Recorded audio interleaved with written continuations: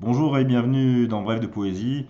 Nous retrouvons aujourd'hui la magie poétique des textes de Camille Abel de Lalande. Un premier texte tiré de son recueil au tout début, La Terre. Tu regardes à travers la serrure du cœur et tu vois la systole battre dans le soleil couchant. Tu poses un verrou sur ta respiration fragile, comme si la nuit palpitait en toi.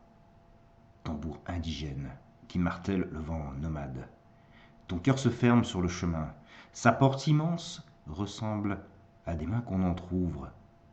Il creuse une ornière pour la veine cosmique. Il irrigue de sang toutes les planètes fécondes. Son instinct est de chair. Le noir complet l'ausculte. Tu couvres d'espérance son balbutiement profond. En attendant qu'il murmure une porte nouvelle, tu draines le silence, confondu en son sein. Un second texte tiré de l'immobilité de la danse. Je ne sais plus quand, ni où, le monde a basculé. Quand ni où la mélodie s'est éteinte, la voix s'est muée en cri. Je ne sais plus qui de toi ou moi a tué le premier l'amour qui existait entre nous. Je ne suis sûr que de la terre où je pose mes pas, de la terre dans laquelle j'ai semé au vent les désirs de ma jeunesse.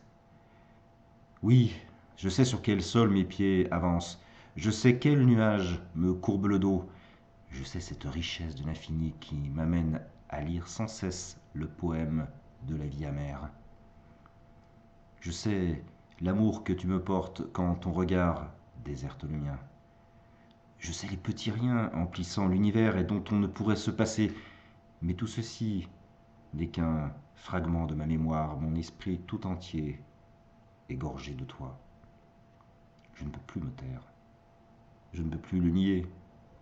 Le monde est une brisure où tu titubes comme une étoile froissée.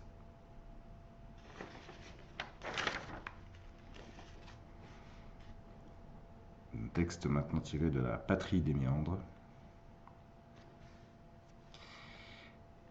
Le coffre est plein de souvenirs qu'on sort parfois, un à un, comme des cadeaux usés. La crête de la mémoire se brise et les images qu'on associait à ces moments s'évaporent, lisses comme des galets polis par le murmure du temps. On cherche alors dans nos mains les vieilles lignes de vie qui pourraient nous parler, nous raconter l'histoire de ces objets dans la langue de l'enfance, ce parler malhabile que nous ne comprenons plus. Le grenier souffle sur ses poussières et c'est tout un passé qui surgit. Les poutres ont rajeuni, les mansardes ont perdu leurs rides. Le visage de la pluie est celui d'une jeune fille. Les objets ont retrouvé leur aspect d'avant. Ils ont cette touche de réalité qui manquait quelques secondes plus tôt. Ils brûlent de confier leur vie, de confesser leurs crimes. Ils savent que ce sont les nôtres. Mais pendant tout ce temps, ils ont gardé les secrets au fond de leur oubli. Le coffre reste ouvert quelques instants encore, juste pour la gourmandise. Puis, il se referme sur le goût d'une pensée triste. La poussière revient et le goût des choses mortes aussi. Les toiles d'araignée semées au plafond taisent ce qu'elles ont vu. Elles attendront une nouvelle jeunesse pour révéler le monde. Elles tisseront dans leurs toiles le présent qui les anime, et un jour d'hiver, où le feu chauffera leur mémoire, elles mettront dans la soie les mystères humains, pour que l'univers ne perde pas le sens intense de la vie.